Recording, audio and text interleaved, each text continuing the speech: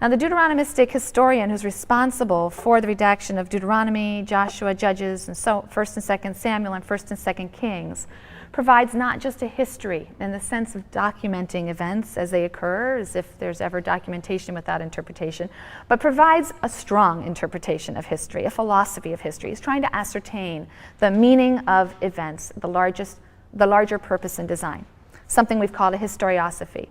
And we find the Deuteronomist's interpretation of Israel's history in the preface to the book of Deuteronomy. We find it in editorial comments that are sort of peppered throughout Joshua through Kings. And we especially find it in the summary of the entire unit that is contained in 2 Kings 17. Before we read that passage, we need to think about what it was that prompted the Deuteronomist to adopt a particular interpretation of Israel's historical record. The Deuteronomistic historian was attempting to respond to the first major historical challenge to confront the Israelite people and the Hebrew religion, and that was the complete collapse of the Israelite nation, the destruction of God's sanctuary, and the defeat and exile of the people of the Lord and God in history. The calamitous events of 722, but especially 587, raised a critical theological dilemma. God had promised the patriarchs and their descendants that they would live in his land. He had promised that the house of David would stand forever. But here, the monarchy had collapsed, the people were defeated, and they were in exile. So the challenge presented by this twist of history was really twofold.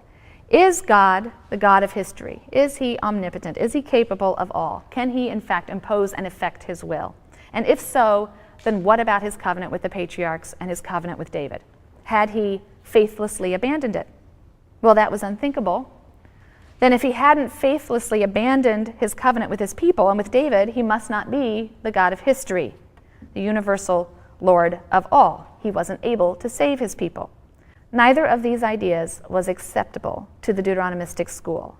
It was a fundamental tenet of Israelite monotheism that God is at once the God of history, capable of all, whose will is absolute, whose promises are true, and at the same time a God of faithfulness who does not abandon his people. He's both good and powerful.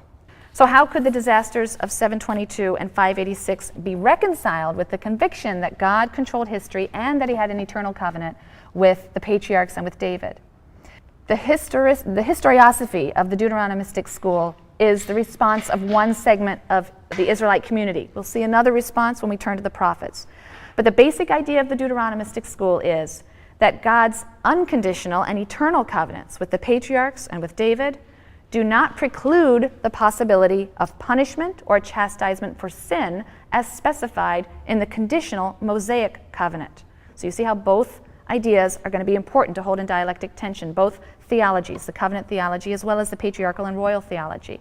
So this is because although God is omnipotent, humans do have free will, they can corrupt the divine plan.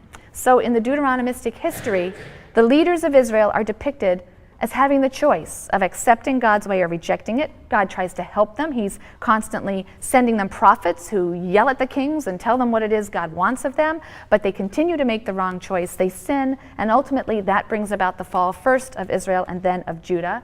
And it's the idolatrous sins of the kings that does it. With the deposition and the execution of the last Davidic king, Zedekiah, the Deuteronomistic school reinterpreted the Davidic covenant in conditional terms on the model of the Sinaitic covenant, the Mosaic covenant, according to which God's favor toward the king depends on the king's loyalty to God. And in this way, the fall of the house of David could be seen as justifiable punishment for disobedient kings and rulers like Manasseh. We'll come back to him. Remember, the Davidic covenant that Nathan proclaimed in 2 Samuel 7 explicitly said that God would punish and chastise his anointed. That's what it means to be a son, to receive correction, discipline, and punishment.